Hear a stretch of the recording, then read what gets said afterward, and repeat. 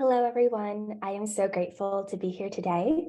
I'm presenting a piece of protest art that I created for Professor Green and Professor Hinton's Justice and Society seminar. And this is an image of my piece. Now, due to the politically sensitive nature of my artwork, I must remain anonymous today. During my presentation, I'll be situating my piece in its political and historical context.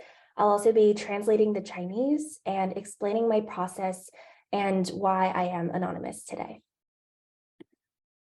My family is from Shanghai, and as you've seen on the news, on April 1st of 2022, Shanghai's government announced a citywide lockdown in accordance with the national zero COVID policy. What that means was that to keep cases at a net zero, China had a strict policy to lock down entire cities at the first sign of COVID spread. Shanghai's quarantine was only supposed to last for 5 days, but the lockdown stretched to months. The story begins with my family's story. My grandparents were locked down in Shanghai for 2 whole months. They went through periods of food shortages and witnessed neighbors jumping from their balconies into their deaths. My grandfather needed monthly shots to keep his cancer in check, but the officials didn't even let him leave his apartment to visit the hospital. So during my project, I found that through my research and interviews, my family's experiences during the lockdown were the norm and not the exception. I conducted interviews and gathered videos shared in overseas social media platforms like Instagram and Facebook, platforms that weren't routinely censored by the Chinese Communist Party or the CCP, because there was a huge disparity between the information I gathered from individual testimonies and the official news reports. And what I found was harrowing. I watched videos, for example, taken from the balcony of a Shanghai high-rise apartment, where you could hear thousands of voices screaming outside the window, I'm hungry, there is no food. And social media was filled with people mourning family members who had died because they were turned away at emergency rooms for heart attacks and other preventable non-COVID illnesses. Videos showed police, as you can see, nailing doors shut, forcing entry into sterilizing private homes, boarding up fire escapes, and beating up civilians who tried protesting lockdown measures peacefully. So by September, 74 Chinese cities had been locked down, putting the total population across China confined to their homes to a staggering 314 million people. But the straw that broke the camel's back was the tragic and entirely preventable deaths of 10 civilians in an apartment fire in Urumqi, Xinjiang, a region in China. And due to the lockdown barriers, as you can see, the fire trucks with the fire hoses could not reach the fire that was happening, and the civilians, because of lockdown barriers, also couldn't escape. The fire sparked the largest wave of protests that China had seen since the 1989 Tiananmen Square massacre. And this time, the blank sheet of A4 paper, as you can see here, became the symbol of the movement. And many people at the time told me in interviews that these protests were called the A4 revolution. But even protesters holding blank sheets of A4 paper were arrested and harassed by the police. So my piece was inspired by our course's discussions of police legitimacy in over-policed communities in America as applied to the situation in China. And I also was inspired by our discussions on community resilience and how it is formed. And according to my interviews, Shanghainese civilians actually had a relatively neutral and even positive relationship with the police up until the pandemic. However, as the police went above and beyond to enforce lockdown with violence, this dynamic changed drastically. Reaction to this massive escalation of policing ranged from anger to resignation. Protesters started shouting at police lines during protests, aren't you police officers, isn't it your duty to serve the people?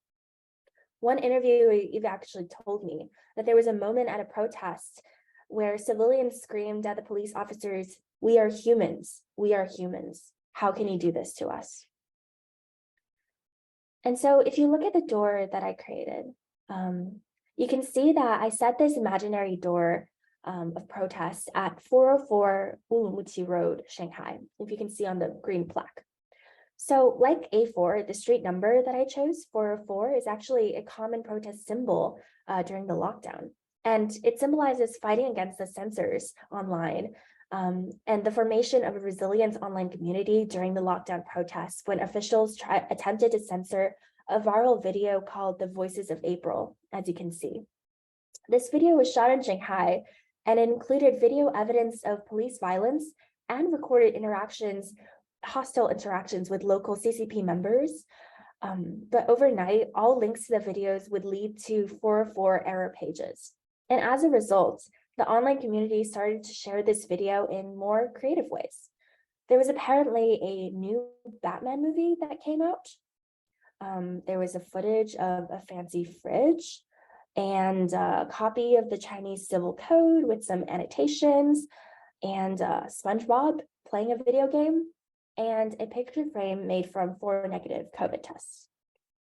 But posting these videos online came at a real life cost. According to my interviews, posting sensitive materials, quote unquote sensitive materials online can quickly turn into physical contact with the state. Not only will your account be monitored or banned, but you will be, quote, asked to have tea by your local CCP branch. Yet the 404 slogan persisted. Next, my door is set at Urumqi Road because of the physical protests in China that were centered around this road, because it was named after the city of Urumqi, which is where the apartment fire happened. And on Urumqi Road, Shanghai, police in uniforms in November beat up protesters, carried them into police cars, and people went missing for days and weeks, as recorded on the internet. And at one point, a protester took this viral picture of government workers carting away the Urumqi Road sign itself because it was being used as a rallying point during the protests. And another aspect of my piece is the traditional Chinese New Year decorations that I nailed onto the door. And usually the tradition, as you see on the right, is to paste a large upside down Fu symbol, and the Fu character represents happiness, and putting it upside down, or 倒过来, is a homonym for happiness having arrived. But on my door, on the left, instead of seeing a Fu character, I pasted an upside down Wang, or forget character, at the center to say, borrowing the words of Czech descent philosopher Jan Patočka, that the water does not close over the stones that they throw. We will never forget what has happened. And as per Lunar New Year tradition, I've installed a pair of red couplets on the door on the left and the right. The left couplet reads, 富强民主文明合璧自由平等公正法治.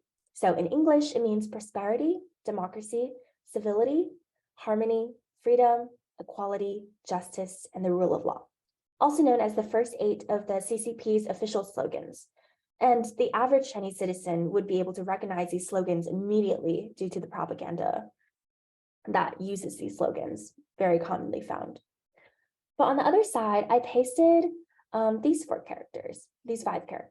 吃饭、尊严、改革、选票、公民. And to understand them, how they're directly staring down the 8 CCP slogans on the left, you can see that I invoked some of the now famous protest slogans of the October 13, 2022 Beijing Sitong Bridge protest banner. And the original banner, as I've translated, reads, we want food, not mandatory COVID tests. We want freedom, not lockdowns. We want dignity, not lies. We want reform, not another cultural revolution. We want votes, not dictators. And we want to be citizens, not slaves. And another surprising element of resistance that I found during my research was the Chinese community finding solidarity with a radical reclaiming of the CCP's Chinese national anthem. So as you may know, the Chinese national anthem is called the March of the Volunteers. And during the protests, the national anthem has been transformed from a vessel of propaganda that the state forces children to sing and something that is played at official events for propaganda purposes into a radical protest song sung on the streets during these lockdown protests against the police. And if you read the first line of the national anthem, you will see why. And it reads, stand up, those who refuse to be slaves. And it also reads, stand up, stand up, stand up. And I'm not an artist by training, but creating a physical door felt like the most appropriate and visceral medium to represent my family and my community's pain. I wanted to make a piece of art that was concrete, not easily torn up, not easily erased with a click of a censor's mouse. I have the privilege of being able to make protest art like this because I'm not living in China as a Chinese citizen. I don't fear arrest, interrogation, or coercion by the authorities. But with that being said, there remains considerable risk to my family and myself if I were to return to China, if I revealed my name in attachment with this piece. So therefore, I am claiming the privilege of remaining anonymous today. Thank you so much.